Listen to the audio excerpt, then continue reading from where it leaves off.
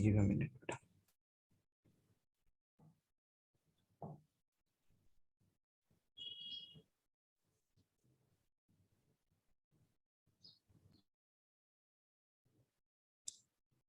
तो कैसी चल रही है आपके, आपने क्वेश्चंस प्रैक्टिस की घर पे?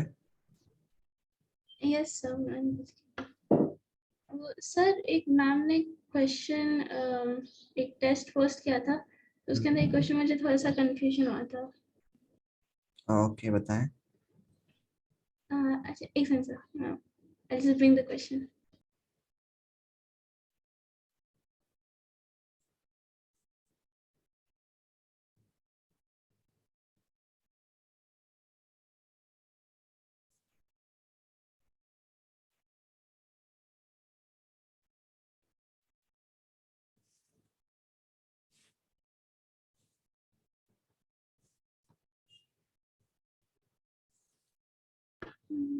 सर क्वेश्चन में वो बॉन्ड एंथैल्पीज का था। हाँ अभी एक bond enthalpies of the hydrogen hydrogen bond hmm. And अभी अभी ब्रोमाइन अभी एंड अभी बस वही पढ़ने जा रहे हैं। Okay sir. बॉन्ड एंथैल्पीज रह गई थी ना, तो उसको भी कवर कर लेते हैं बस, फिर उसके बाद खत्म। मतलब ओके आज ये सर। चैप्टर खत्म हो जाएगा। Okay sir. ठीक है,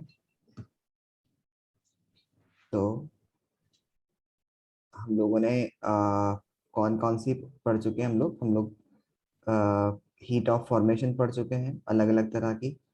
ठीक है, हीट ऑफ रिएक्शन तो हमारे पास, मतलब जो भी कोई रिएक्शन होती है उससे जिस भी तरह की हीट का चेंज होता है उसको हम लोग हीट ऑफ रिएक्शन कहते हैं। हीट ऑफ रिएक्शन में हम लोग, हमारे पास अलग अलग तरह की हम लोगों ने पढ़ा था। हीट ऑफ फॉर्मेशन हम लोगों ने पढ़ी। ठीक है, हीट ऑफ फॉर्मेशन में क्या क्या टर्म्स एंड कंडीशन होंगी बेटा बताइए? सर वो हीट होती है जो रिलीज करी जाती है जब एक मोल सब्सटेंस फॉर्म होता है अपने स्टैंडर्ड एलिमेंट से। हाँ, अपने स्टैंडर्ड एलिमेंट से, जो भी उनकी ओरिजिनल फॉर्म होती है उससे। ओके,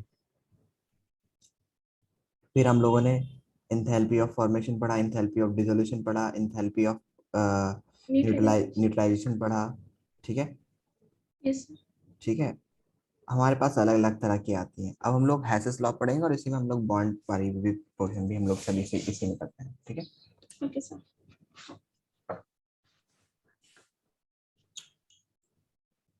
तो अभी हम बात करते हैं यहाँ पर कि हमारे पास जो हैसेस लॉ होता है, हैसेस लॉ ये हमें क्या कहता है? Hess's law formation, Hess's law of constant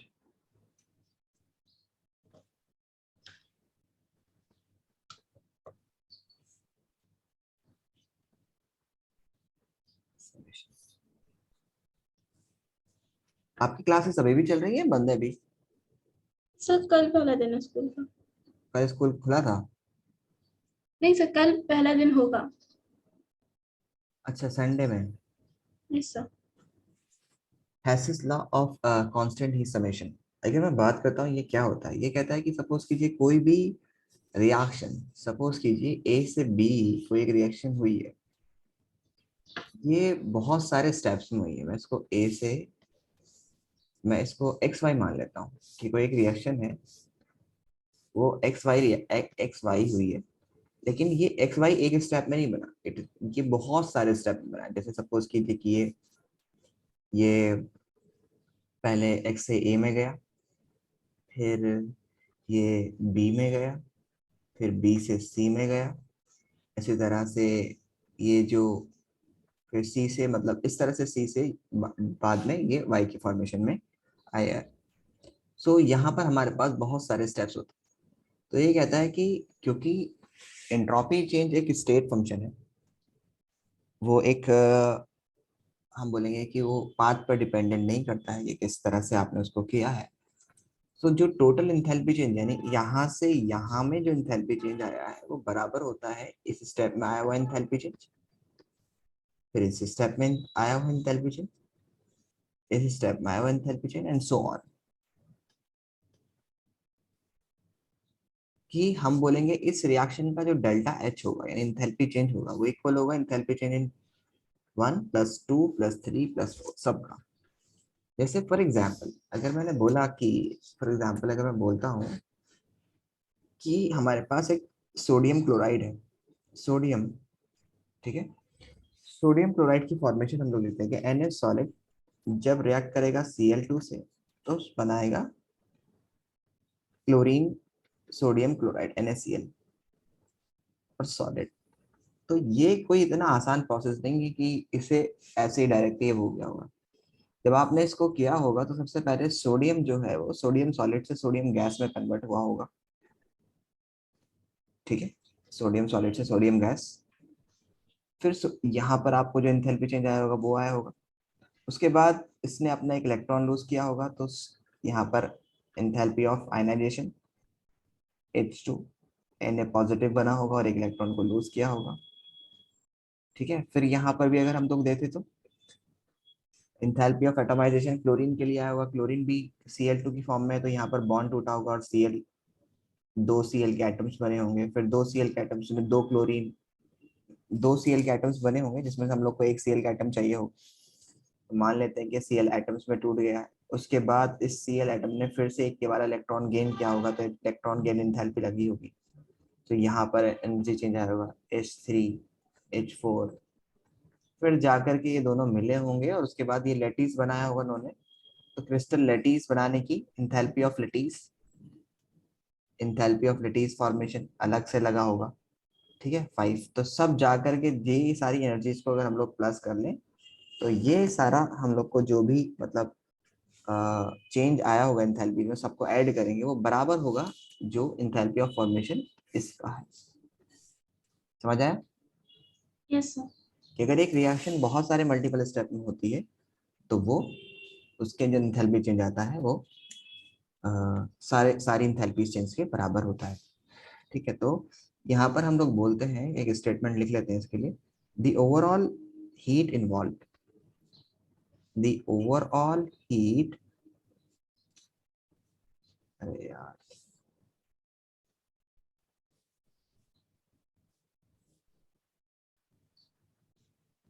involve in a reaction is the sum of is the sum of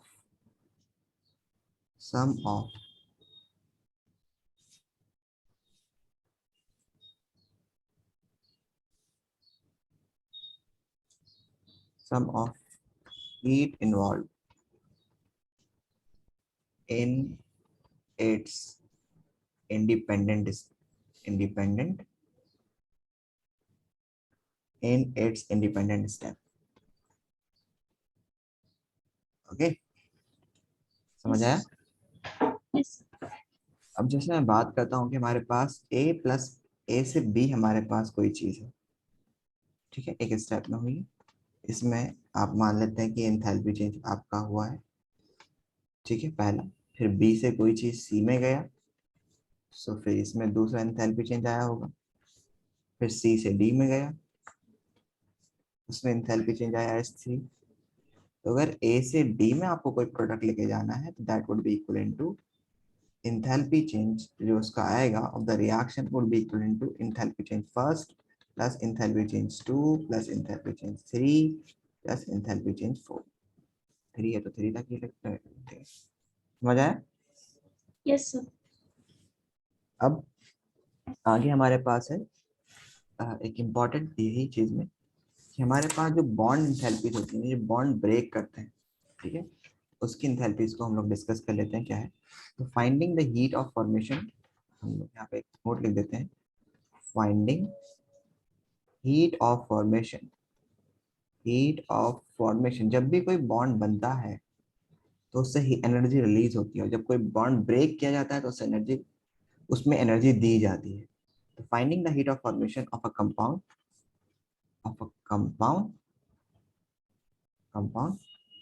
from bond energy data, bond energy data, ठीक है। फॉर एग्जाम्पल अगर मैंने लिखा कि हमारे पास कार्बन है, ठीक है, कार्बन और हाइड्रोजन की रिएक्शन है, हमारे पास कार्बन है, 4 कार्बन प्लस 3H2, ठीक है, गैस, ये बना, ठीक है, ये सॉलिड में हमारे पास, और इन दोनों की रिएक्शन हुई, और इन दोनों की रिएक्शन होने पर इन्होंने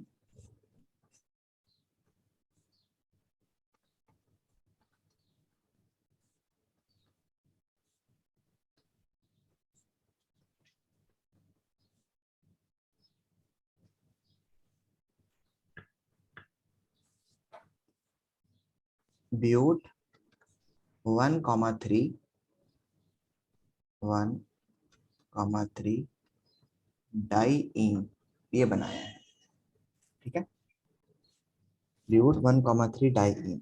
तो इसके लिए हमारे पास जो एंथैल्पी चेंज आएगा, एंथैल्पी चेंज आएगा उसमें मतलब जो हम लोग निकालेंगे या कैलकुलेट करेंगे, तो हमारे पास अगर एनर्जी हम लोग को गिवन होगी, तो हम लोग के पास ये सब चीजें मतलब ये सब डेटा हम लोग को बॉन्ड जैसे आपके क्वेश्चन में भी होगा, वो सब आपको गिवन होगा, ठीक है। सो सबसे पहले हम लोग लिखेंगे इसमें कि एंथैल्पी ऑफ मतलब जो चेंज आएगा फॉर्मेशन का, वो हमारे पास होगा समीशन यानी सम ऑफ, ठीक है, bond energies, summations of bond energies, छोटा करके लिख देता हूँ, summation of bond energies of product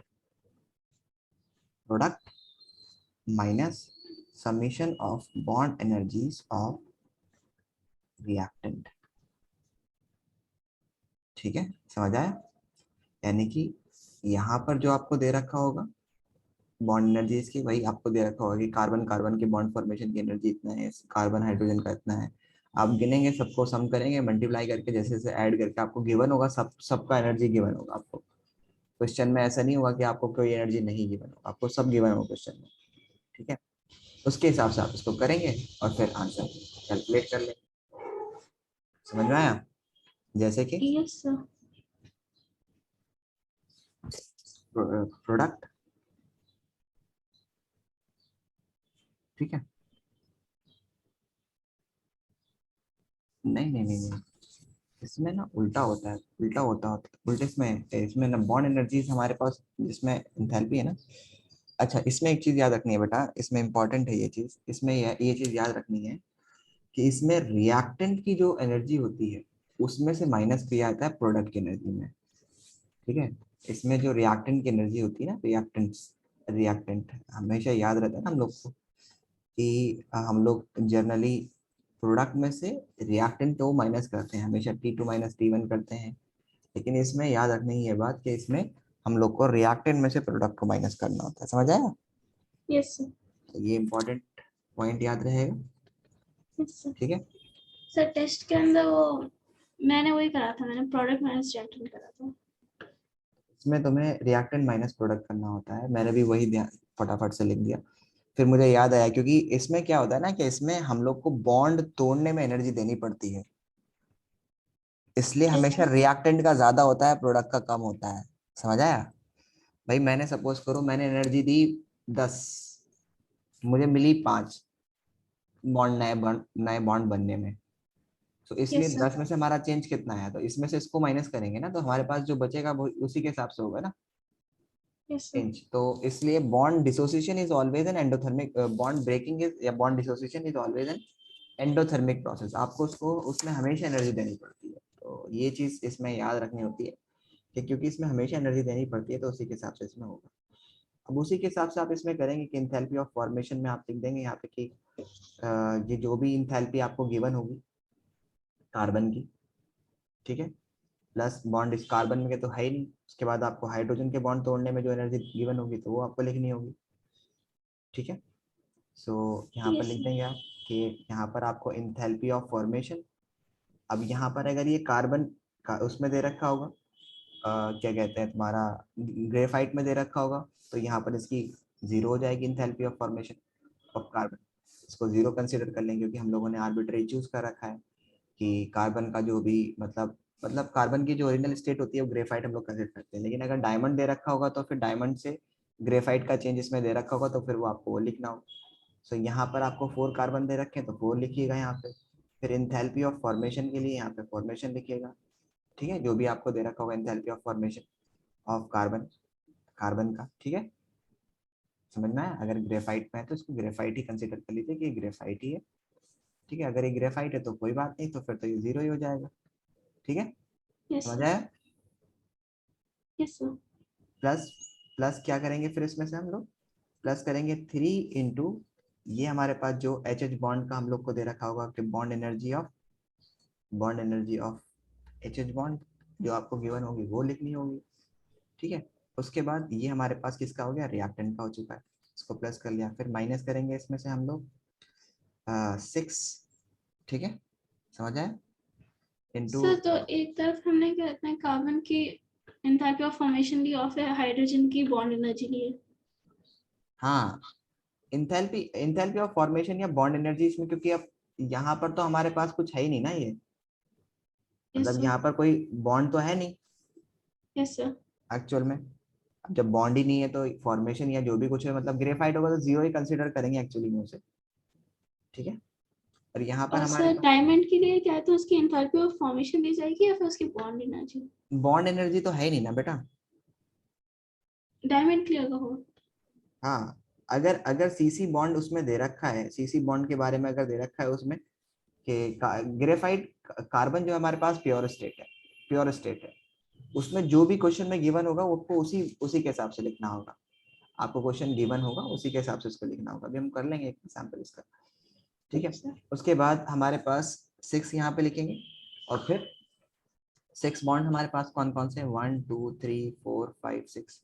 तो सी एच बॉन्ड हमारे पास जो है वो bond energy of 6 C H bond, ठीक है, plus 2 into bond energy of 2 हमारे पास है कार्बन कार्बन के बीच में डबल बॉन्ड, तो 2 bond energy of carbon carbon C C bond, ठीक है। फिर हमारे पास फिर हमारे पास कार्बन कार्बन सिंगल बॉन्ड है, ठीक है। तो कार्बन कार्बन सिंगल बॉन्ड के plus bond energy of carbon carbon single bond, carbon carbon single bond. तो इस तरह से हम लोग इनकी एनर्जीज को प्लस करेंगे। और ये तो समझ में आ गया ना आपको कि हम लोग को क्यों ये रिएक्टेंट माइनस प्रोडक्ट करना पड़ता है, ना कि product minus reactant. Yes sir. Okay, चलो आगे चले। या यस सर। अब तो कर लोगे, वो जो डाउट था वो क्लियर हो गया तुम्हारा? Yes sir. Okay, now moving further, हमारे पास जो एक क्वेश्चन है उसको हम लोग जरा कर लेते हैं यहाँ पे। The following data is provided.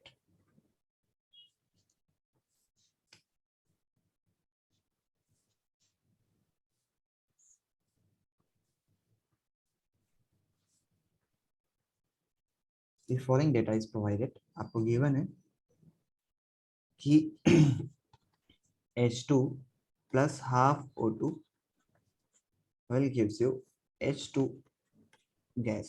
ये बहुत मजे के क्वेश्चन होते हैं, बड़ा मजा आता है करने में, अरेंजमेंट करने में। तो ये आपको गिवन है 57 kilo calorie, okay, and the other one is H2 plus half O2 is given to you, that is liquid. ये आपको लिक्विड गिवन है और यहाँ पर एंथैल्पी ऑफ रिएक्शन जो आपको गिवन है दैट इज -63। माइनस का मतलब क्या होता है बेटा? Energy released. Energy is released, हमेशा याद रखना, माइनस का मतलब energy is released.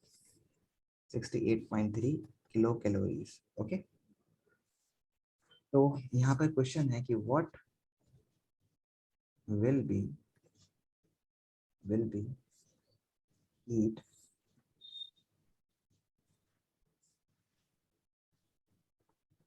required to vaporize 1 gram of liquid water into vapor। बताइए बेटा, कैसे करेंगे आप इसको? हम्म, 1 ग्राम पानी को वेपराइज करने में कितना लगेगा आपको? सर सबसे पहले हम लोग number of moles of water from 1 ग्राम ढूंढेंगे, हम्म। और उसके बाद हम लोग को रिएक्टेंट साइड के ऊपर के तरफ H2O लिक्विड में चाहिए, तो हम लोग पहले सेकेंड वाली इक्वेशन को रिवर्स करेंगे, तो उसकी कहते हैं साइन, एंथैल्पी की साइन चेंज हो जाएगी, और यस फिर यस यस। हम लोग सेकेंड इक्वेशन, उस रिवर्स सेकेंड इक्वेशन को फर्स्ट इक्वेशन से ऐड करेंगे। तो क्या आंसर आएगा आपका?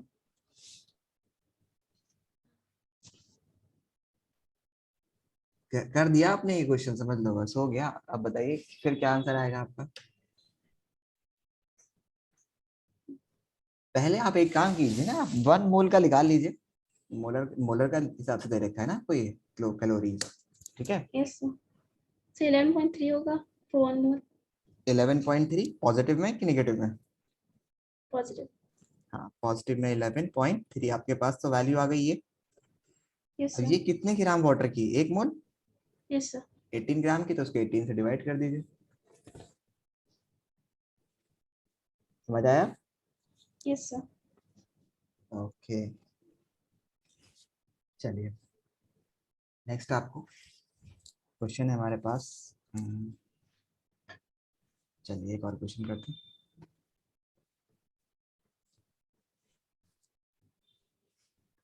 If for decomposition of NH4NO3 S, the heat of formation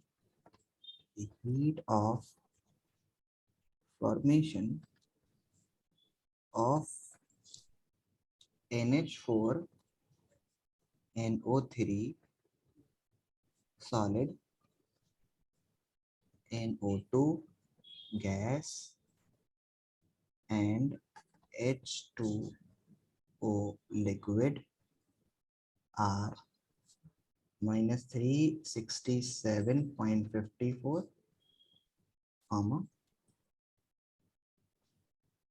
okay, then it is plus 81.46 and minus 285.8 kilocalories respectively. Then enthalpy and change in enthalpy and change in internal energy for the reaction is या will be।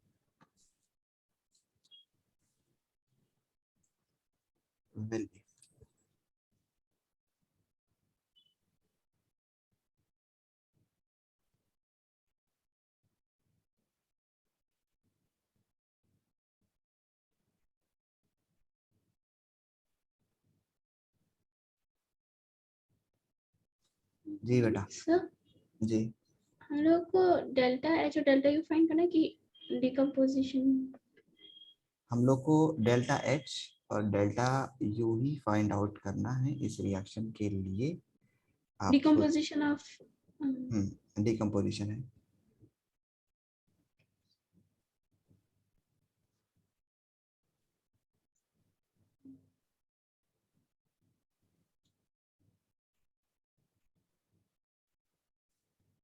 Sir हम पहले equation लिखेंगे, NO2 plus H2O will give us NH4NO3, और फिर हम लोग उस reaction की चेंज इन एंथैल्पी निकालेंगे from summation of delta H for products minus delta H for reactants, and then उसका ऑपोजिट होगा उसका डिकम्पोजिशन, जी, एंड करके ट्राई करो और फिर निकाल के बताओ।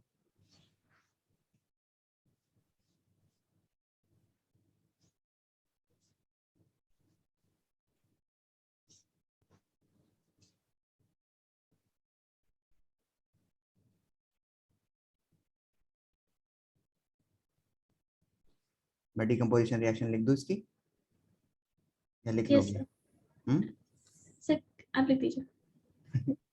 NH4NO3 ये हमारे पास सॉलिड है, ये रिएक्ट करेगा मतलब डिकम्पोज होगा तो ये देगा आपको N2O। दिस इज N2O, यहाँ पर ये N2O होना चाहिए, N2O। Okay, N2O plus 2H2O, ये gas and this is liquid।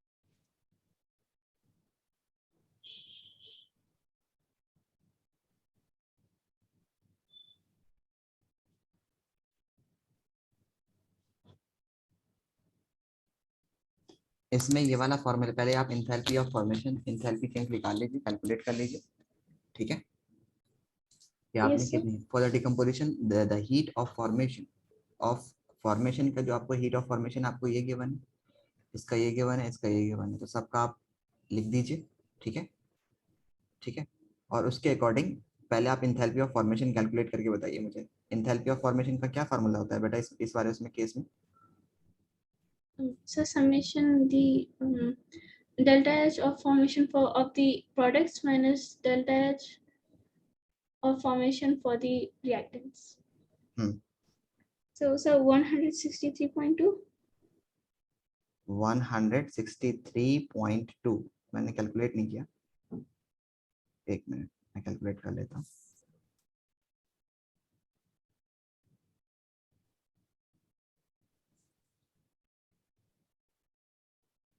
ये आपने किया ना -67 में, ये करके माइनस किया तो सही आया आपका आंसर, मतलब कैलकुलेट किया आपने? Yes sir। ओके, तो फिर सही होगा आगे।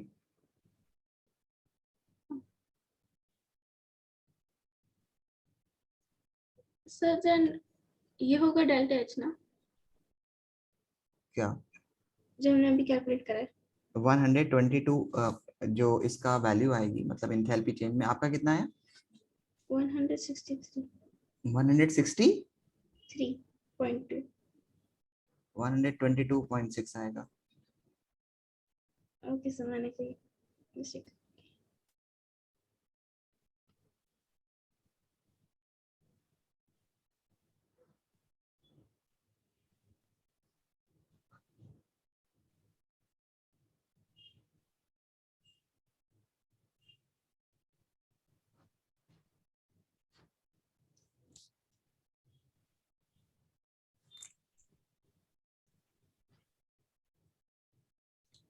इसमें हमेशा ये बात याद रखनी है कि हम लोग को इसमें वाले में बॉन्ड एनर्जीज वाले में हम लोग को प्रोडक्ट रिएक्टेंट माइनस प्रोडक्ट करना पड़ता है, इसमें हम लोग को प्रोडक्ट माइनस रिएक्टेंट करना होता है, ठीक है।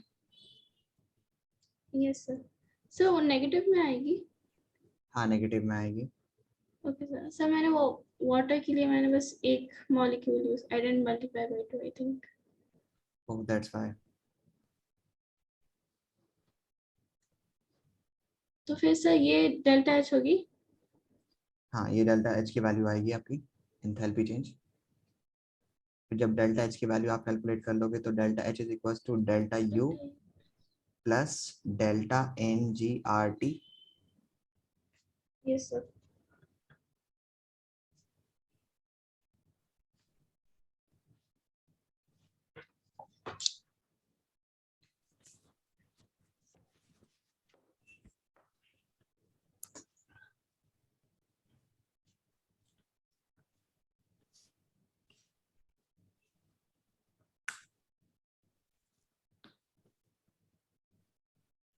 फिर number of change n g की वैल्यू कितनी आएंगी बताइए?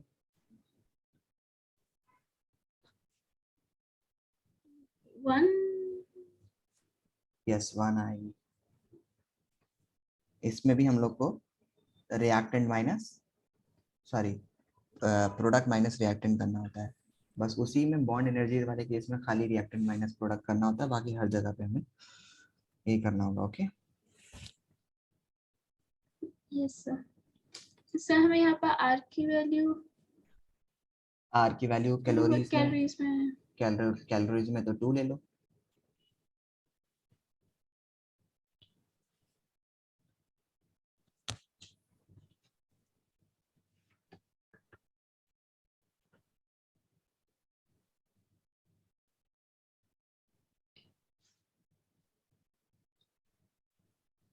और सबकी एक बात बेटा ये भी याद रखना कि हम लोग को सारी एनर्जीज किस में गिवन है, ये किलो कैलोरीज में गिवन है ना, ठीक है। Yes sir. तो आपका जो चेंज आया होगा वो किस में आया होगा? किलो जो आपने कैलोरीज। एंथैल्पी ऑफ चेंज निकाला होगा ये भी आपका किलो कैलोरीज में आया होगा। Yes sir. जब आप डेल्टा एन जी की वैल्यू लेंगे तो you have two divided by 1000 also so that it can be converted, यानी आर की जब वैल्यू लेंगे तो आप उसको कैलोरीज में नहीं किलो कैलोरीज में लीजिएगा। Okay yes sir.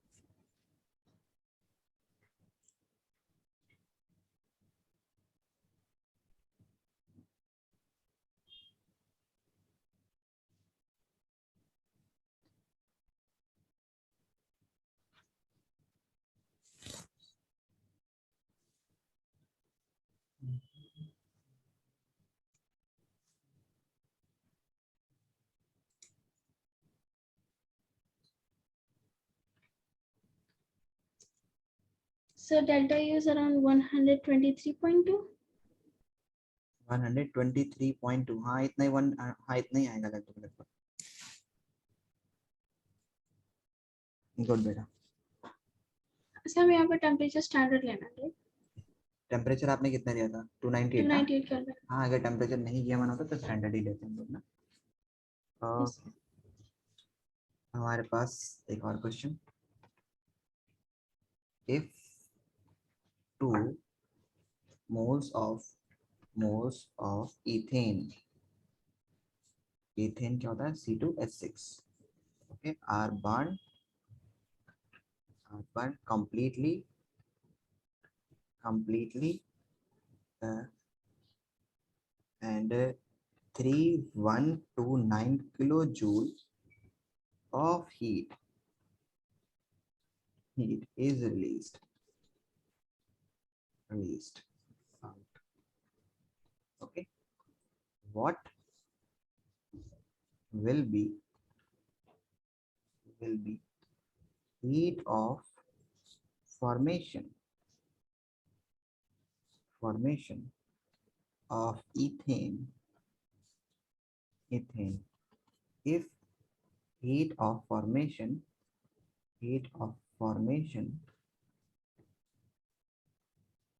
of CO2 gas and water liquid are minus 395 kilojoule per mole and minus 286 kilojoule, okay, respectively. बताइए।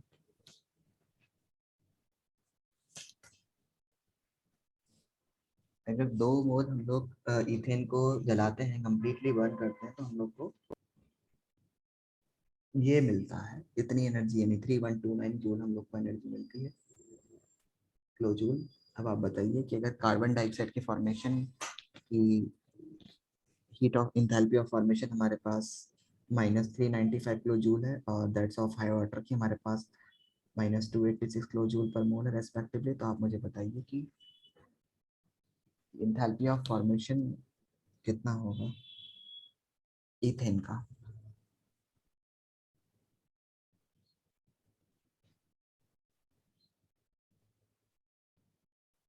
सर मैं पहले वो इक्वेशन लिखेंगे।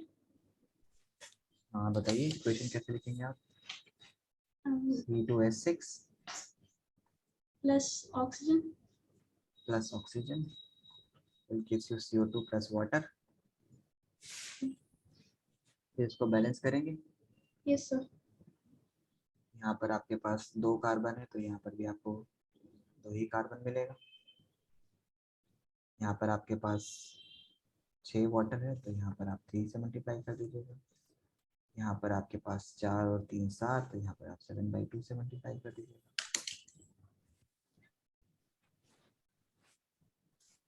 Balanced reaction.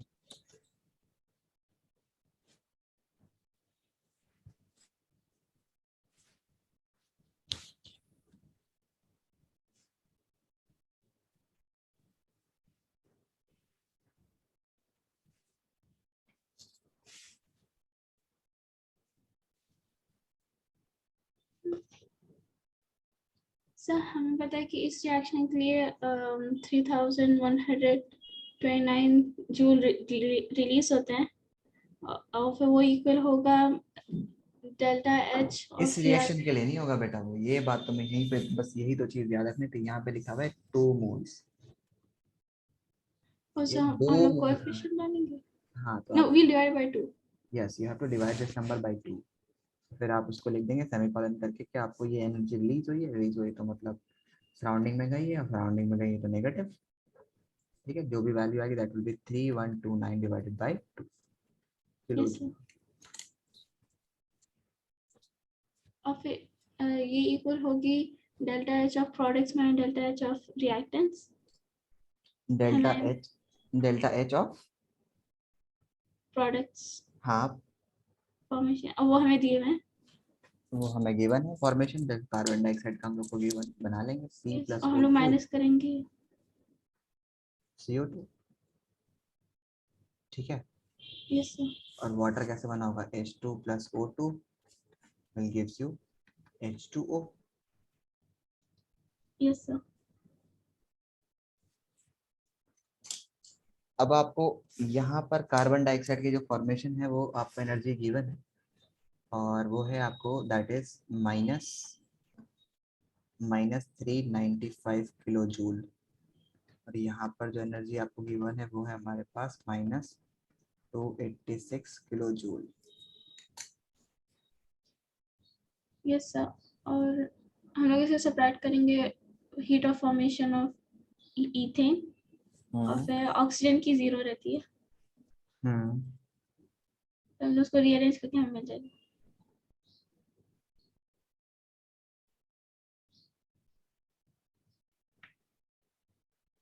निकालिए कैसे करेंगे आप इसको। आपको यहाँ पर सबसे पहले क्या चाहिए, 2 चाहिए ना। सर 2 क्यों? ये 2 CO2 बनता है ना बेटा, तो आपको इस रिएक्शन की यस 2 से सर। मल्टीप्लाई करनी पड़ेगी, यस सर। है ना। Yes sir. और यहाँ पर आपको क्या चाहिए 3। 3। तो इस 2 को किस नंबर से मल्टीप्लाई करोगे जो ये 3 से हो जाए। सर लेकिन ये जो इक्वेशन होगी इसके अंदर हाफ। अच्छा एक बात ये भी याद रखिएगा कि यहाँ पर ये जो गिवन है ना ये हमें मैं ऐसा भी कर सकता हूँ कि ये आप इसको ऐसे भी लिख सकते हो कि दैट इट इज 1 मोल था ना, तो आपने इसकी 2 से मल्टीप्लाई कर देंगे अभी आप, क्योंकि आपने 2 से मल्टीप्लाई की।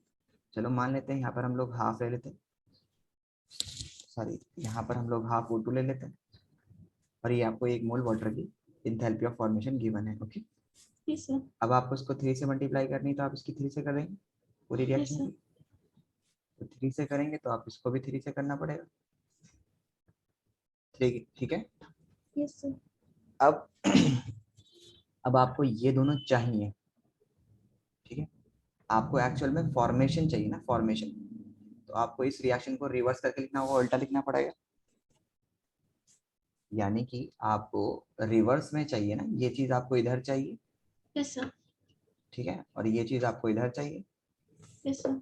ठीक है, तो इंथैल्पी ऑफ फॉर्मेशन में एक्चुअल में आपको आप किस तरह से अरेंज करें जो आपके पास ये इस तरफ आपके पास C2H6 आ जाए, यही है सबसे बड़ी बस मेहनत। ये आपके पास हो जाएगा 3/2 यानी कि 1.5 और 2 यानी कि ऑक्सीजन ऐड हो जाए। ठीक है, तो आप पहले क्या करेंगे, पहले आप इन दोनों रिएक्शंस को ऐड कर लीजिए। जब आप इन दोनों रिएक्शंस को ऐड कर लेंगे तो यू विल फाइंड हियर कि आपको मिलेगा यहाँ पर 3H2, ठीक है, 3/2 O2 and then 3H2O। Okay, ये दोनों आपको चाहिए, ये दोनों आपको चाहिए, तो ये दोनों आपको ऐड करना पड़ेगा कि नहीं करना पड़ेगा? Yes sir. ठीक है, तो इन दोनों को आप ऐड कर लेंगे तो आपके पास आ जाएगा 2। हम लोग को बनाना क्या है, कार्बन और हाइड्रोजन से ही मीथेन बनाना है, इथेन बनाना है। यस तो सर। एक्चुअली हमारे पास हो जाएगा 2 कार्बन प्लस 3 हाइड्रोजन, क्योंकि उसके कांस्टेंट एटम से ही हम लोग को बनाना होता है। ठीक है, 2 कार्बन प्लस 3 हाइड्रोजन के मॉलिक्यूल्स विल, ठीक है, विल गिव्स यू प्लस 7/2 हो जाएगा ये दोनों मिला करके। Yes sir. ठीक है, this will be 7/2 oxygen will gives you 2CO2 plus 3H2O। ठीक है, समझ आया? समझ आया? सर हम लोगों को इथेन नहीं मिलेगा दूसरी तरफ? किस तरह? हाँ, इथेन तो हम लोग को लेना पड़ेगा। अभी हम लोगों ने कौन दो रिएक्शन को ऐड करा, हम लोगों ने इस तरफ नहीं ऐड करा ना, हम दोनों ने सिर्फ ये दो ऐड करी है अभी। Yes sir. ठीक है, अब अगर मैं क्या करता हूँ कि मेरे पास इन दोनों को, ये पहले मैंने इन 2 से मल्टीप्लाई किया और इससे मल्टीप्लाई किया, फिर इन दोनों को मैं ऐड कर दूंगा, whatever the answer comes, okay, then it will be equivalent to, इसके लिए मेरे पास जो एनर्जी आएगी वो आएगी मेरे पास, that would be 2 into -395 plus 3 into -286, और यस ये सर। दोनों को हम लोग ऐड करके जो भी आंसर आएगा वो इस रिएक्शन का आ जाएगा। ओके, फिर यस सर। फिर मेरे को क्या करना होगा कि मेरे को चाहिए ये और ये मेरे को चाहिए, है ना। सो मैं अगर ऊपर वाली रिएक्शन में से इसको सब्ट्रैक्ट कर दूं, मतलब एक्चुअल में मैं इस रिएक्शन को रिवर्स कर देता हूं, अगर इसको इधर और मतलब इंटरचेंज कर देता हूं, ठीक है, इंटरचेंज कर यस देता सर। हूं, तो मेरे पास क्या होगा, मेरे पास ये रिएक्शन कुछ इस तरह से हो जाएगी, 2CO2 plus 3H2 will gives you 3H2 will gives you C2H6 plus 7/2 O2, और ये वाली का जो साइन होगा वो हमारा चेंज हो जाएगा। Yes sir. ओके, एंड वो हमारे पास चेंज होकर के हमारे पास आ जाएगा, that would be equivalent to, ये हमारे पास जो एंथैल्पी चेंज आएगा इसमें, दैट वुड बी माइनस में हो जाएगा, और 150 मैं डायरेक्टली डिवाइड कर देता हूँ, and that would B 163। So positive हो जाएगा ना? ये अभी नेगेटिव है, अभी ये पॉजिटिव है, अभी ये नेगेटिव हो जाएगा जब आपने रिवर्स कर दिया तो। Okay sir. नहीं नहीं, यहाँ पर नेगेटिव था, negative released out, okay okay, ये पॉजिटिव हो जाएगा। रिलीज्ड आउट वर्ड यूज किया गया है ना, रिलीज्ड आउट में खुद आपको नेगेटिव इंडिकेट करना पड़ेगा। ओके, समझ आया? Yes sir. तो अभी ये नेगेटिव हो जाएगा हमारे पास। ठीक है, अब उसके बाद आपको क्या करना है, ये वैल्यूज आ गई हैं, अब आपको, अगर आप इन दोनों रिएक्शंस को ऐड कर दें, यानी इन दोनों रिएक्शंस को आप ऐड कर दें, तो आपको पता है कि जब आप ऐड करेंगे तो ये CO2 ये और ये हमारा आमने सामने हो जाएगा, और ये कैंसिल आउट हो जाएगा। Yes sir. हमारे पास ओवरऑल रिएक्शन बनेगी 2C प्लस 3H2, ठीक है, प्लस और ये 7/2 O2 इस तरफ आएगा, और 7/2 O2 इस तरफ आएगा, ये कैंसिल आउट हो जाएगा, यस सर। और हमारे पास इस तरफ सिर्फ C2H6 बचेगा। ठीक है, तो वो वैल्यू जो आएगी हमारे पास वो क्या होगी, that we are adding this value and this value actually, that would be equivalent to 2 into minus of 395 plus 3 into minus of 286 yes plus sir. minus of 15, जो भी डिवाइड करके आएगा ये 63 129 45 आएगा, 64 120, यहाँ से इसी करीब आएगा।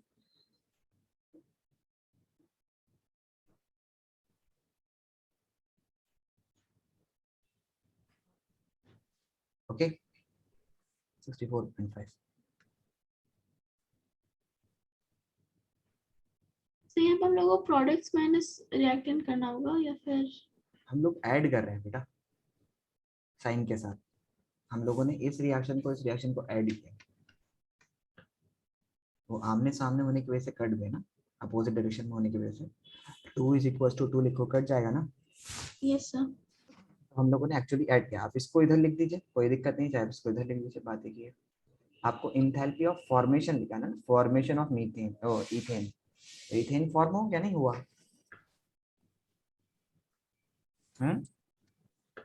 तो सर हम लोगों को delta H of product minus delta H of reactant वो सब नहीं करना है।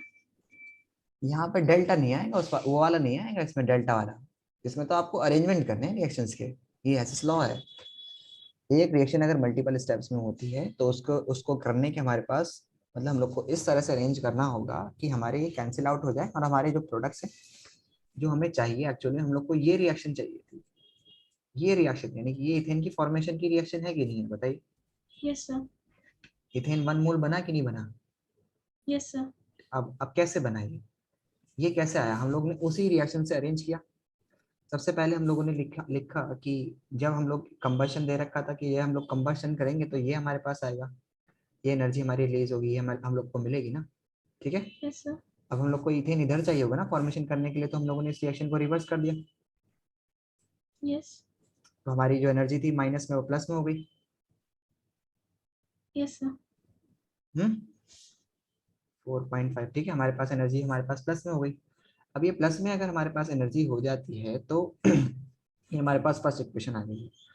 अब हम लोग को गिवन है कि कार्बन डाइऑक्साइड का की फॉर्मेशन आपको ये गिवन है ना, ये C+O2 करके बनता है CO2। लेकिन हमें यस पता सर। है कि हमें 2 CO2 चाहिए, सर मैं हमें एक मल्टीप्लाई बाय CO2। 2 करेंगे। हाँ, will multiply by 2। We will multiplied by 2।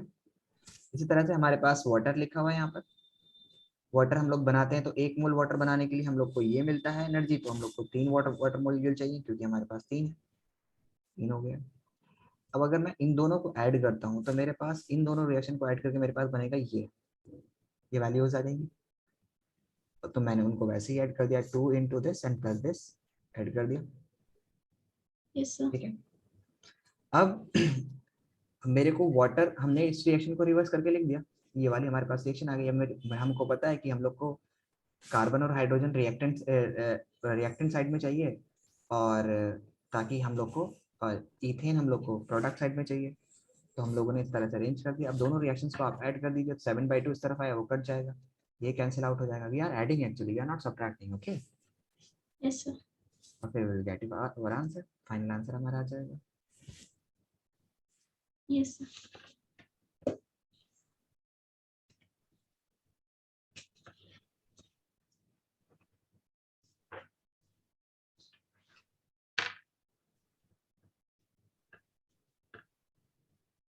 तो आप इसे कैलकुलेट करके मुझे बताना, ओके। Okay sir. तो हम लोग कुछ एनसीईआरटी के क्वेश्चंस को एक बार चेक कर लेते हैं, ठीक है। फिर ये चैप्टर खत्म ही हो जाएगा लगभग लगभग, फिर कोई बचेगा ही नहीं क्वेश्चन इसमें। अच्छा, एक चीज और है, गिव्स फ्री एनर्जी, ठीक है, वो भी हम लोग अभी देख लेते हैं। एनसीईआरटी निकाल लेते हैं। उसमें तो कुछ नहीं है, सिंपल बस पूछता है कि होगी फेयरेबल है कि नहीं है। गिब्स की एनर्जी अगर माइनस में आती है तो ठीक है, अदरवाइज नहीं है। इस पर कोई न्यूमेरिकल ऐसा कुछ खास नहीं आता। सो इसको भी अभी देख लेते हैं, हम लोग डिस्कस कर लेते हैं। मैं एक मिनट बुक निकाल लेता हूँ, डाउनलोड कर लेता हूँ।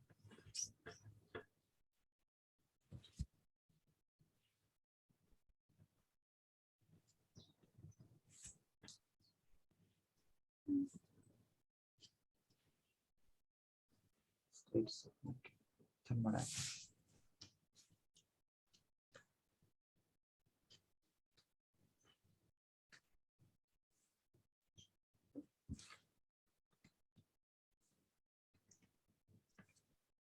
सर जी बेटा हम बोलिए। लोग अभी गिफ्ट फ्री एनर्जी कर रहे हैं। हाँ, गिव्स फ्री एनर्जी करना है। Okay sir.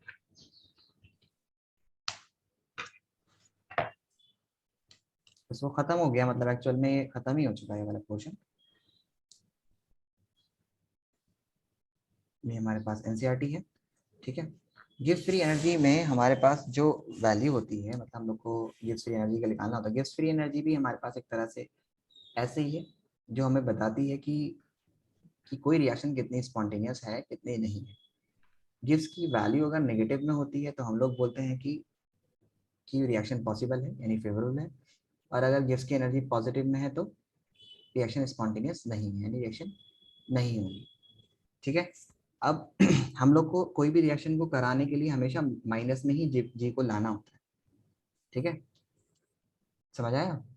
Yes sir. तो हमारे पास एक फॉर्मूला होता है जिसको हम लोग बोलते हैं, और यहाँ पर तो कभी ये होता ही नहीं है। तो हमारे पास एक फॉर्मूला होता है जिसको हम लोग बोलते हैं, क्या बोलते हैं, कि डेल्टा जी, हमारे पास जो गिब्स फ्री एनर्जी चेंज होता है, that is equals to delta H plus T delta S. Okay, ये जो क्वांटिटी है ऑलवेज पॉजिटिव। टेम्परेचर तो कभी केल्विन में नेगेटिव नहीं होता। ठीक है। Yes sir. और मैं बोल रहा हूँ कि रिएक्शन विल बी स्पॉन्टेनियस, यानी रिएक्शन हो जाएगी, यानी फॉरवर्ड कर जाएगी। स्पॉन्टेनियस का मतलब ये नहीं अपने आप हो जाएगी, हो जाए, अपने आप भी हो जाएगी अगर कंडीशन आपने सेटिस्फाई की हो तो रिएक्शन विल बी स्पॉन्टेनियस। ठीक है, रिएक्शन जो होगी आपकी स्पॉन्टेनियस होगी इफ, अगर डेल्टा जी की value, if delta G is negative. ठीक है। अब आप मुझे बताइए बेटा, ये वैल्यू मुझे नेगेटिव चाहिए। ठीक है, अगर कोई रिएक्शन में मेरे पास, हमारे पास कोई रिएक्शन ऑलवेज स्पॉन्टेनियस कब हो सकती है, बताइए। सर सर जब डेल्टा एच और डेल्टा एस दोनों नेगेटिव हो। डेल्टा एच और डेल्टा एस दोनों नेगेटिव है, यानी कि हमारे पास हम बोल सकें कि रेंडमनेस को हम लोग क्या कर दें, डिक्रीज। ठीक यस है, सर। जितना ज्यादा रेंडमनेस होगा उतना ही ज्यादा एंट्रोपी पॉजिटिव। ठीक है। सो अगर मैं बोल रहा हूँ कि हमारे पास ये जो है, हमारे पास कि ये हमारे पास इंथैल्पी चेंज यानी नेगेटिव हो जाए यानी कि हमारे पास हीट सराउंडिंग में मिले, यानी heat is released during the reaction, negative में हो, और ये भी हमारे पास नेगेटिव में, यानी डेल्टा एस भी हमारे पास नेगेटिव में हो, तब हम बोलेंगे कि ये रिएक्शन सारे टेम्परेचर पर, किसी भी टेम्परेचर पर आप करोगे तो ये हमेशा स्पॉन्टेनियस ही रहेगी। Okay, yes got it? Yes sir. Spontaneous at all temperature. और अगर हमारे पास, हम लोग को किसी भी टेम्परेचर पर रिएक्शन इम्पॉसिबल हो, मतलब वो स्पॉन्टेनियस ही ना हो, तो फिर कैसे होगा? जब दोनों पॉजिटिव होंगे। जब ये भी हमारे पास पॉजिटिव हो, एंट्रोपी चेंज भी हमारे पास पॉजिटिव हो, तो आप कोई भी टेम्परेचर कंसिडर कर लीजिए, वो हमारे पास पॉजिटिव, मतलब हमारे पास रिएक्शन इम्पॉसिबल होगी, यानी रिएक्शन नहीं होगी, नॉन स्पॉन्टेनियस बोलेंगे उसको। ठीक है, तो अगर हमारे पास ये दोनों पॉजिटिव है तो नॉन स्पॉन्टेनियस होगी, स्पॉन्टेनियस कंसिडर किया जाएगा। ओके। और अगर मैं बोलूँ कि, अगर मैं बोलता हूँ कि ये हमारे पास पॉजिटिव है, सपोज कि ये डेल्टा एच हमारे पास पॉजिटिव है, तो फिर बताइए मुझे हाई टेम्परेचर, और हमारे पास delta H delta S negative है, तो बताइए लो टेम्परेचर पर स्पॉन्टेनियस होगी कि हाई टेम्परेचर पर स्पॉन्टेनियस होगी? High temperature. हाई टेम्परेचर पर, क्योंकि हम लोग को ये वैल्यू ज़्यादा चाहिए होगी ताकि नेगेटिव, हमारी ओवरऑल वैल्यू नेगेटिव आ जाए। तो हम बोलेंगे spontaneous at high temperature. Okay, high sir temperature जी बेटा।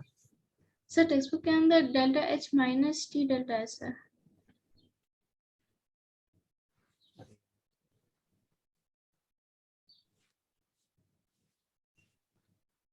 हाँ ठीक है, अब यहाँ पर अब हम, इतनी बड़ी स्टुपिडिटी मिस्टेक हो गई।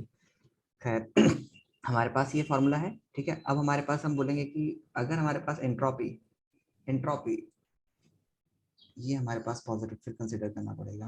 अरे यार कितनी स्टुपिडिटी वाली मिस्टेक हो गई, सॉरी फॉर दैट। आंसर करेगा। ओके, सो अगर हमारे पास, अब बताइए इस कंडीशन में क्या होगा बेटा? चलो दोबारा से कंसीडर करते हैं फटाफट से सारे रिएक्शंस को। हमारे पास delta G is equal to delta H minus T delta S. अब बताइए, ये हमारे पास पॉजिटिव, ठीक है। Yes sir. तो इस कंडीशन में अगर ये पॉजिटिव है तो ये हाई टेम्परेचर पर होगी कि लोअर टेम्परेचर पर। एंट्रोपी हमारे पास अभी, अब हम लोग को बताना है कि रेंडमनेस, वही तो मैं, अगर हम लोग गैसियस में गैसियस रिएक्शंस को गैस स्ट्रीम में जल्दी रिएक्ट करता है कि किस में, मतलब रेंडमनेस ज्यादा होगी तब ज्यादा जल्दी रिएक्शंस होती है कि सॉलिड स्टेट में ज्यादा होती है? जब रैंडमनेस ज्यादा होती है। जब रेंडमनेस ज्यादा होती है यानी एंट्रोपी चेंज पॉजिटिव होगा। एंट्रोपी चेंज पॉजिटिव होगा तो ये वैल्यू हमारे पास ओवरऑल नेगेटिव आ जाएगी, और ओवरऑल नेगेटिव आ जाएगी तो ये हमारे पास, अगर ये हमारे पास पॉजिटिव है और ये हमारे पास एंट्रोपी चेंज नेगेटिव है तो हम बोलेंगे कि अगर हमारे पास डेल्टा एस की वैल्यू पॉजिटिव है, यानी मैं बोल रहा हूँ कि हमारे पास एच की मैं वैल्यू यहाँ पे लिख लेता हूँ और यहाँ पर टी डेल्टा एस की वैल्यू लिख लेता हूँ। तो अब मुझे बताइए बेटा कि यहाँ पर ये जो वैल्यू है और ये मैं पॉजिटिव लेता हूँ और ये मैं नेगेटिव लेता हूँ, तो बताइए हाई टेम्परेचर पर कि लो टेम्परेचर पर? High temperature. हाई टेम्परेचर पर। Yes sir. डेल्टा एस की वैल्यू नेगेटिव, यहाँ डेल्टा एस की वैल्यू है ये, सर डेल्टा एस या फिर पूरा टोटल नेगेटिव? और नहीं, ओनली डेल्टा एस। टेम्परेचर तो कभी नेगेटिव हो ही नहीं सकता। Okay sir. अब बताइए। तो सर वो किसी भी क्या टेम्परेचर पर नहीं होगा नॉट नेगेटिव? पॉसिबल ना। Yes sir. अब आगे, अगर मैंने इसे किया यहाँ पर, ये हमारे पास है, अब मैं इसको नेगेटिव ले लेता हूँ, इसको पॉजिटिव ले लेता हूँ, तब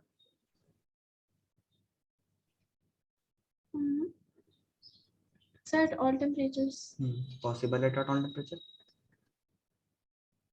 ऑल टेम्परेचर। ओके, उसके बाद ये वाला और ये वाला ले लेता हूँ, तो एक मिनट, ये वाला और ये वाला ले लेता हूँ, दोनों positive. High temperatures. High temperature. Okay, yes sir. और ये वाला, ये वाला और ये वाला ले लेता हूँ, तो low temperature. Low temperature.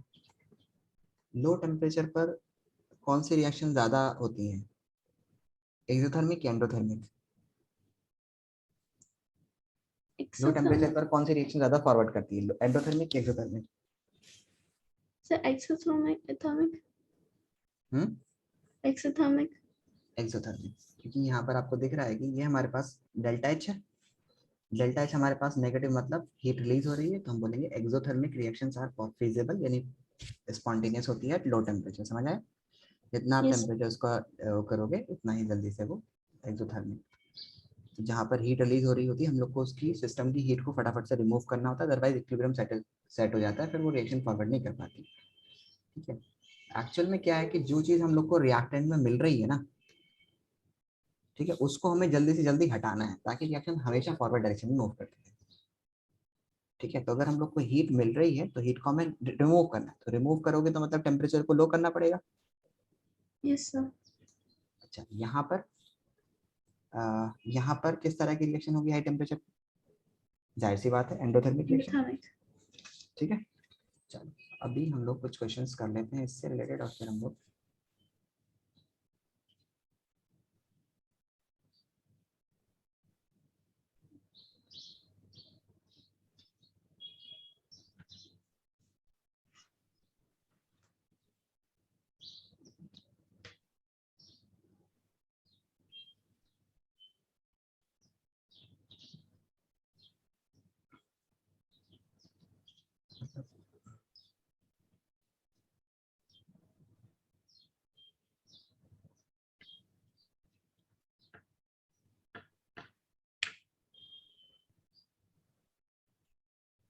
Sir ये मुझे क्वेश्चन नंबर 6.9 में डाउट था। 6.9, यस ये सर। वाला? Yes. Yes sir. 6.9। Okay, sir उसके अंदर जब मैं कर रही थी तो फिर मैंने उसकी सोल्यूशन चेक करी, तो उसके अंदर हर जगह लोगों ने 20 डिग्री सेल्सियस को डायरेक्टली उन्होंने 20 केल्विन में ले लिया था, बाकी कोई चेंजेस करे। मतलब यहाँ से पहले क्या किया, मतलब डायरेक्टली सेल्सियस में लेकर के फिर इसकी चेंज होगी 20 डिग्री सेल्सियस, तो उन्होंने डायरेक्टली उसको केल्विन में ले लिया था और फिर ये आंसर मिला, और टेक्स्ट बुक में भी वही आंसर है। बेटा चेंज ना, चेंज केल्विन में और केल्विन में चेंज और क्या कहते हैं सेल्सियस में चेंज, दोनों बराबर ही होता है ना।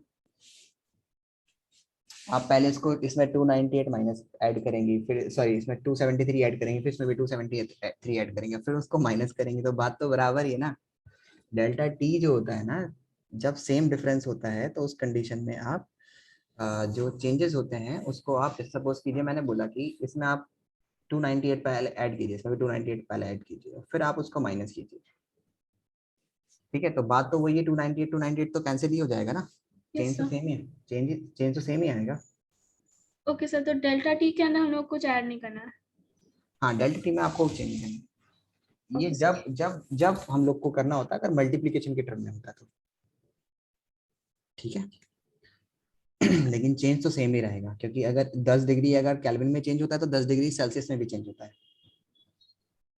ठीक है, अच्छा, मल्टीप्लिकेशन में क्या कर रहे थे? मल्टीप्लीकेशन में जब होता है, जैसे कभी सपोज कीजिए कि हम लोग को कोई चीज ऐसी टर्म है, जैसे सपोज कीजिए मैंने आपको समझाना है यहाँ पे कि अगर हम लोग को कोई चीज मल्टीप्लाई करके, जैसे फ़ारेनहाइट से सेल्सियस में कन्वर्ट करने के लिए हम लोग को मल्टीप्लाई करना पड़ता है 9/5 इस तरह से। ठीक है, प्लस उसमें ऐड करना पड़ता है, तो उसमें उसमें हम लोग को कन्वर्ट करना ही होगा। लेकिन अगर मैं बोलता हूँ, जैसे सपोज कीजिए मैंने बोला कि किसी एक फैक्टर को तुम कोई ए है, इसको बी में चेंज करने के लिए आपको किसी एक फैक्टर से मल्टीप्लाई करनी पड़ती है, सी से यस सर। मल्टीप्लाई करनी पड़ती है। तो फिर अगर आप इसका चेंज भी निकालेंगे ना बी में जाने के लिए, तो आपको उसका चेंज में भी मल्टीप्लाई करनी ही पड़ेगी। जैसे फॉर एग्जाम्पल आपको 10 मीटर पर सेकेंड से, अगर आपने, मैंने बोला कि आपको स्पीड के एग्जाम्पल देके मैं समझाता हूँ कि आपको 36 किलोमीटर पर आवर को कि आपकी गाड़ी की स्पीड थी और आप आ गए हैं, या आपकी 72 किलोमीटर पर आवर की स्पीड थी, 72 किलोमीटर पर आवर की स्पीड थी और आप उसमें 72 किलोमीटर पर आवर से 36 किलोमीटर पर आवर पर आप आ गए। ठीक है, 36 किलोमीटर पर आवर पर आ गए, तो आपको स्पीड मीटर पर सेकंड में चाहिए, स्पीड किस में चाहिए, मीटर पर मीटर। सेकंड में। तो आप पहले इनको चेंज कर दीजिए, माइनस कर दीजिए, 36 का डिफरेंस आ गया किलोमीटर पर आवर में। अब आप उसको चेंज करने के लिए आपको मल्टीप्लाई करना ही होगा 5/18 से। Okay, five yes by sir. Eighteen से मल्टीप्लाई करेंगे, you will get the change in that will be metre per second. ये यस। मल्टीप्लाई वाला फैक्टर था, ये किसका था, मल्टीप्लाई वाला फैक्टर। लेकिन अगर हम लोग किसी एक फैक्टर को प्लस करके करते हैं, जैसे सपोज कीजिए कि मुझे केल्विन में और सेल्सियस वाला एग्जांपल देता हूँ कि अगर मैंने 0 डिग्री सेल्सियस से 10 डिग्री सेल्सियस पर गया, कितने कितने का चेंज आया, 10 डिग्री सेल्सियस का आ गया। Yes sir. ठीक है, चेंज जो भी होगा 10 - 0। तो इसी तरह से अगर मैं 273 से यहाँ पर कितना हो जाएगा, 283 हो जाएगा, यस सर। चेंज अभी भी 10 ही का आया। अब इसको सेल्सियस में लिख लो या केल्विन में लिख लो, बात एक ही है, चेंज तो चेंज है, वैल्यू 10 ही रहेगी। तो चेंज हमेशा केल्विन और सेल्सियस का सेम ही रहता है, डेल्टा टी की वैल्यू सेम ही रहती है। Okay, yes sir. ओके चलिए, अभी हम लोग ने कर लिया है, उसके बाद अभी हम लोग कुछ और न्यूमेरिकल बात कर लेते हैं। और सर 6.16 में भी मुझे वो समझ नहीं आया था। 6.16, यस सर। ओके 6.16 में भी देख लेते हैं क्या कह रहा है। For an isolated system, isolated system जिसमें आइसोलेटेड मतलब जिसमें कोई भी मतलब एनर्जी चेंज नहीं हो सकता, हम लोग बोल सकते हैं कि वो आइसोलेट कर दिया गया है। ठीक है, और हमारे पास what will be the entropy change, entropy change कितना है, आप आपको क्या लगता है, क्या इसमें समझ में नहीं आया आपको। सर आंसर दिया था कि पॉजिटिव होगी, लेकिन मुझे समझ नहीं आया कैसे। अच्छा, आइसोलेटेड सिस्टम मतलब जिसमें, आइसोलेटेड सिस्टम क्या होता है, हीट ऐड नहीं करी जाती है ना कि रिलीज करी जाती है। हाँ, ना ही तो हीट ऐड कर सकते हैं उसको आप, ना ही तो उसमें हीट को सब्ट्रैक्ट कर सकते हैं। तो जब आपने इंटरनल एनर्जी चेंज, हमारे पास 0 आया है इंटरनल एनर्जी चेंज। अब एक बात याद रखिए, कोई भी सिस्टम हो, कोई भी सिस्टम हो, हम लोग उसकी एंट्रोपी चेंज हमेशा ग्रेटर देन जीरो ही कंसीडर करते हैं। क्यों कंसीडर करते हैं? क्योंकि हम लोग मानते हैं कि कोई भी रिएक्शन अगर स्पॉन्टेनियस अपने आप हो रही है, आइसोलेटेड सिस्टम होगा तो उसके अंदर इंटरनल एनर्जी चेंज मान लेते हैं कि उसके पार्टिकल्स की एनर्जी चेंज नहीं हो रही है, लेकिन उसका टेम्परेचर या कोई भी थोड़ा बहुत एक तरीके से हम लोग कंसीडर करते हैं कि चेंजेस आते हैं। तो इंट्रोपी चेंज हम लोग पॉजिटिव और ग्रेटर देन जीरो ही कंसीडर करते हैं। इसका रीजन सिंपल ये है कि हमारे पास जितनी भी रिएक्शंस होती हैं वो स्पॉन्टेनियस होती हैं, अपने आप होती हैं, ठीक है, यानी स्पॉन्टेनियस रिएक्शंस। तो हम लोग जीरो तो नहीं कहेंगे यहाँ पर, मतलब नेगेटिव तो हो नहीं सकती एंट्रोपी चेंज। यानी मेरे पास कोई एक आइसोलेटेड सिस्टम है, आइसोलेटेड सिस्टम मतलब जिसमें आप ना ही तो मैटर का कुछ एक्सचेंज करा सकते हैं और ना ही आप उसमें हीट का एक्सचेंज करा सकते हैं। लेकिन मैं उसमें उस सिस्टम में सपोज कीजिए कि मैंने एंट्रोपी चेंज नहीं हुई, मतलब entropy change internal energy change नहीं हुई, इसका मतलब ये हुआ कि उसके अंदर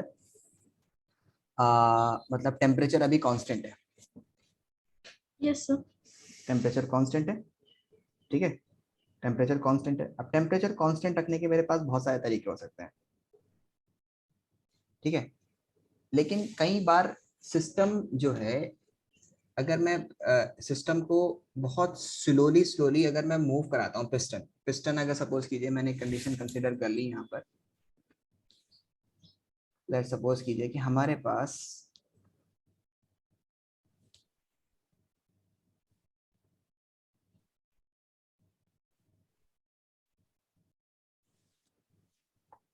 ये एक आइसोलेटेड सिस्टम है,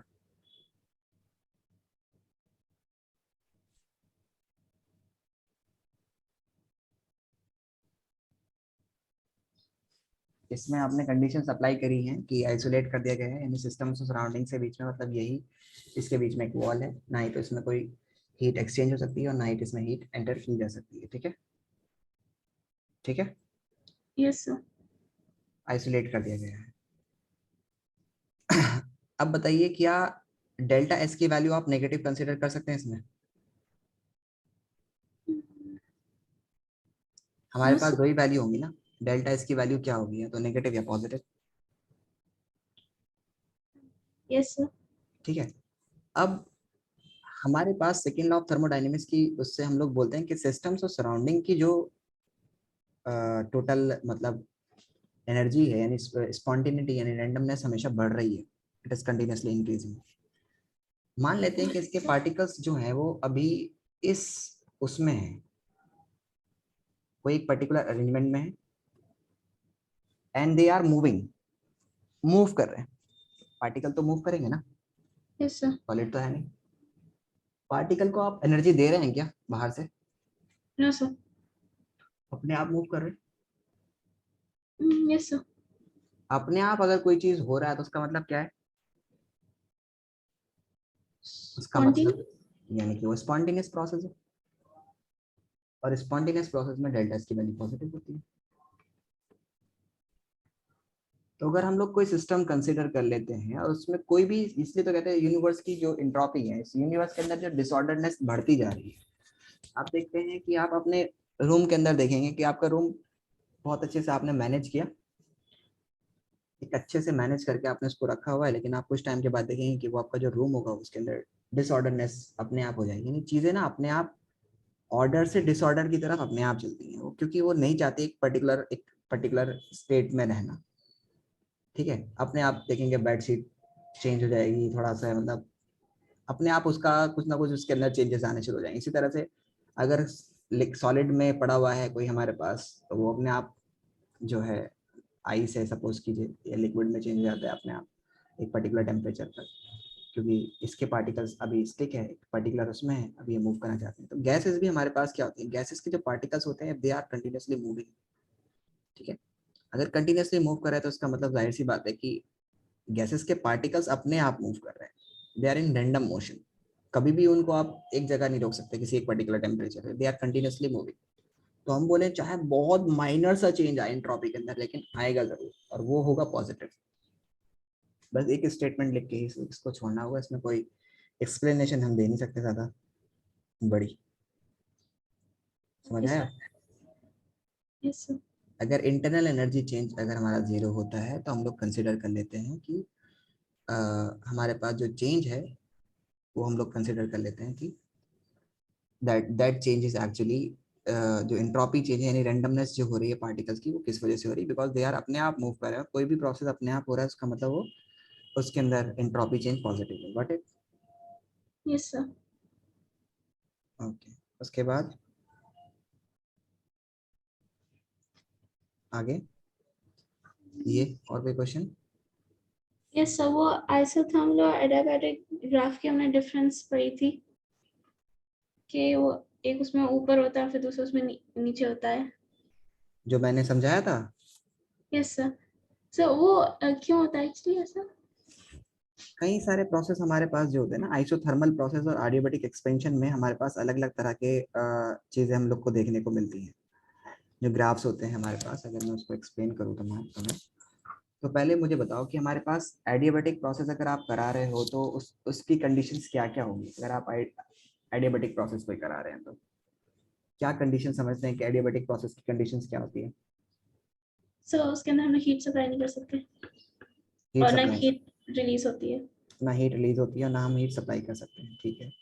तो यस सर। कैसे आप उसको फेवरेबली कर सकते हैं? क्या करना पड़ेगा आपको कि आप उसको फेवरेबली कर सकें? Sir work done. चलिए, अभी हम लोग समझने की कोशिश करते हैं इस ग्राफ के बारे में। ये हमारे पास सपोज कीजिए कि हमारे पास आइसोकोरिक का था, आइसोकोरिक कोरिक, ये तो समझ में आया होगा तुम्हें, इसमें तो कोई डाउट नहीं है। ये सब वो आइसो बेरिक।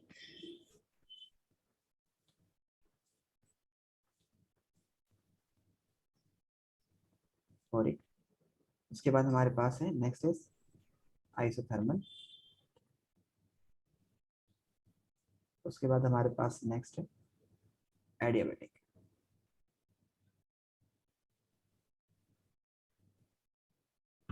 ठीक है। Yes sir. और ये हमारे पास पी वर्सेस बी का ग्राफ है, ठीक है।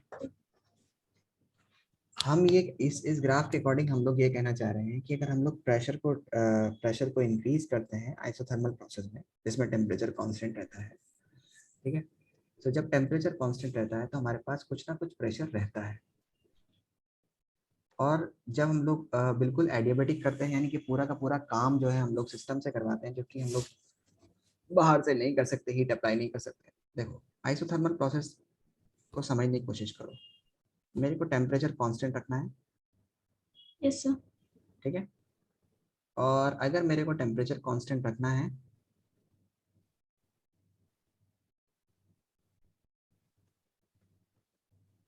तो मैं क्या करता हूँ, मैं बाहर से हीट भी सप्लाई कर रहा हूँ, ठीक है। इस हीट को यस। सप्लाई कर रहा हूँ मैं क्यू हीट दे करके, और उसकी वजह से टेम्परेचर मेरा ना बढ़े, इसलिए मैं क्या कर रहा हूँ, थोड़ा सा पिस्टन को भी ऊपर उठा रहा हूँ, हल्के हल्के, बहुत स्लोली मैं इसको हीट सप्लाई कर रहा हूँ और बहुत स्लोली पिस्टन में ऊपर उठा रहा हूँ। Yes sir. तो आप बताइए, क्या इस कंडीशन में हम लोग ने टेम्परेचर यानी आइसोथर्मल यानी टेम्परेचर कांस्टेंट रहना चाहिए किसी भी हाल में। तो जब हम लोग एक्चुअल में हमारा जो वॉल्यूम बढ़ेगा, वॉल्यूम जो बढ़ता है हमारा इस कंडीशन में, जो वॉल्यूम बढ़ेगा उसमें कुछ ना कुछ प्रेशर पार्टिकल के पास ज्यादा रहता है, क्योंकि काइनेटिक एनर्जी ज्यादा रहेगी। आपने हीट भी प्रोवाइड कर रहे हैं साथ में, you are just providing the heat. So actual में आप टेम्परेचर को मेंटेन कर रहे हैं, किसी ना किसी तरह आपका टेम्परेचर डाउन नहीं हो रहा है, तो प्रेशर इंक्रीज करेगा, तभी तो पिस्टन भी ऊपर मूव करेगा, यस सर। है ना। यस लेकिन सर। एडियाबैटिक एक्सपेंशन में क्या हो रहा है? एडियाबैटिक एक्सपेंशन में गैस काम कर रही है, आप कोई बाहर से हीट नहीं दे रहे, only the gas is working. Yes sir. जब गैस काम करती है तो गैस के पास जो हीट है वही हीट को यूज करके वो ऊपर को उठाएगी, यस सर। इससे बाहर से तो कोई हीट नहीं मिल रही, तो प्रेशर में ड्रॉप जो आएगा वो ज्यादा आएगा वॉल्यूम को बढ़ाने पे। Yes sir. लेकिन यहाँ पर क्योंकि आप हीट भी सप्लाई कर रहे हैं टेम्परेचर मेंटेन करने के लिए, यहाँ पर टेम्परेचर भी मेंटेन नहीं होगा, टेम्परेचर भी डाउन हो जाएगा, यस सर।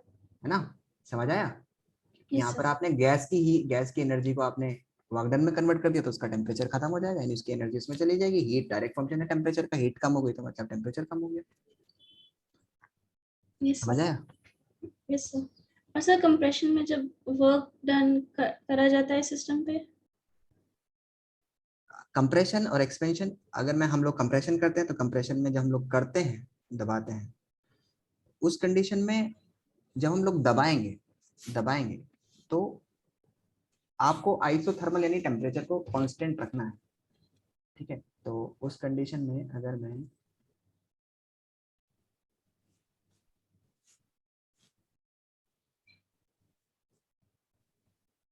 ये हमारे पास हो जाएगा, ठीक है, कंप्रेशन में हीट इज डन, तो ये हमारे पास उल्टा हो जाता है, यहाँ पर हमारे पास हो जाएगा एडियाबैटिक और ये हमारे पास हो जाएगा आइसोथर्मल। देखो, अगर मैं इसको प्रेस करता हूँ, टेम्परेचर मेरे को कांस्टेंट रखना है, यस सर। इसको मुझे प्रेस भी करना है और मेरे को टेम्परेचर कांस्टेंट रखना है, तो मैं क्या करूँगा, हीट रिलीज।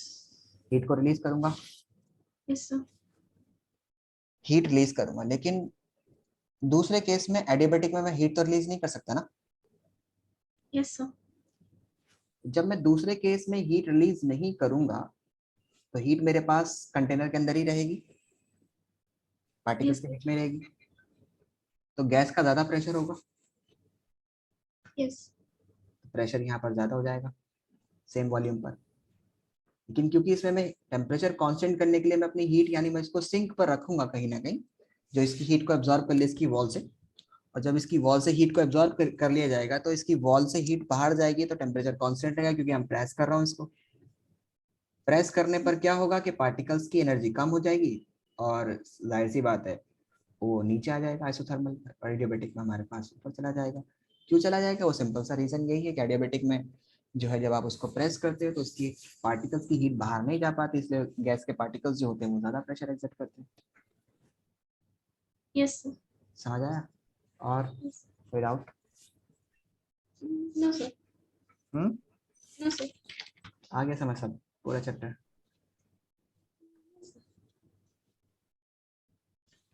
अच्छा, ये हम लोग कर चुके हैं ना।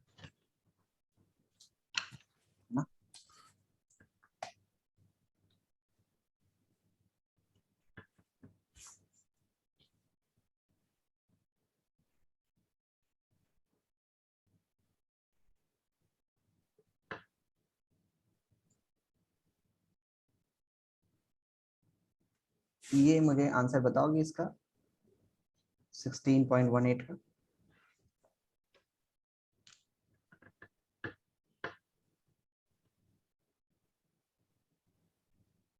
हम्म, 16.18 का बेटा आंसर क्या होगा आपके अकॉर्डिंग, डेल्टा एस और डेल्टा? नेगेटिव और डेल्टा एस भी नेगेटिव। दोनों नेगेटिव? यस क्यों? सर। क्योंकि सर जब बॉन्ड फॉर्म होगी तो फिर एनर्जी रिलीज होगी और फिर एंट्रोपी भी कम हो जाएगी। वेरी गुड, वाओ यार, I am proud of you.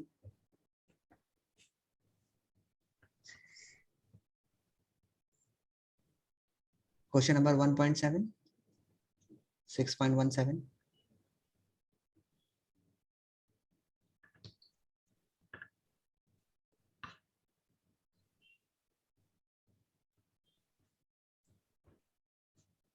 For reaction आपके पास दे रखा है 2a + b हाई टेम्परेचर। हाँ, हाई टेम्परेचर। हाई टेम्परेचर पर होगा। Yes sir. ओके, तो यहाँ पर आपको गिवन है कि डेल्टा एच की जो वैल्यू है वो आपको गिवन है कि that is 400 kilo joules, and entropy change आपको इतना गिवन है temperature, at what temperature with the reaction considering this one इतना ओवर अ कांस्टेंट रेंज। इसमें आपको एक्चुअली में टेम्परेचर को कैलकुलेट करना है, यस सर। तो वो टेम्परेचर कितना होगा?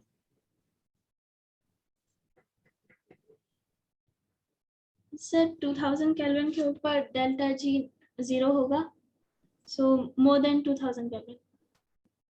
Very good. ये टीचर ने करवाया था। ओके, तो तुमने सारे क्वेश्चन प्रैक्टिस कर लिए इसका मतलब? Yes sir. कोई से क्वेश्चन में आपको डाउट नहीं आया?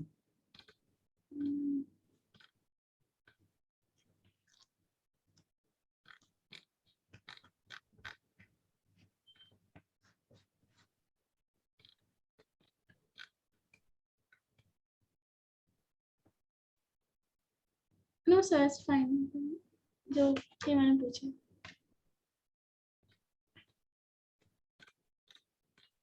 चलिए, तो फिर ये चैप्टर हम लोग कंप्लीट कर चुके हैं।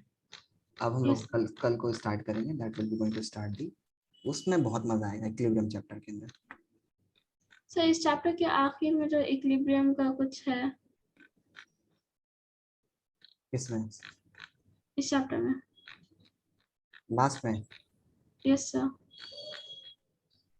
यही, जब सिस्टम में इक्विलिब्रियम कहाँ पर, ये वाला पोर्शन। Yes sir. हाँ, ये हम लोग एक साथ ही पढ़ लेंगे दोनों। Okay sir. बहुत मजा आने वाला है ये वाला चैप्टर में। बाकी तुमने इसके रिलेटेड तो सारा कुछ कर लिया ना, कोई दिक्कत तो नहीं है ना? नो सर, होती gives energy change and equilibrium दोनों हम लोग इसको कल से जब इक्विलिब्रियम स्टार्ट करेंगे तो दोनों को एक साथ ले लेंगे। इक्विलिब्रियम, अभी गिव्स एनर्जी को ना आपको खाली इसी में नहीं पढ़ना। गिव्स एनर्जी को आपको वर्क डन यानी 12th क्लास में आपको जब केमिकल इक्विलिब्रियम, वहां पर भी हमारे पास केमिकल काइनेमेटिक्स में चैप्टर है, ठीक है? सो वहां पर भी आपको इसको पढ़ना होगा, तो that there you have to study detail.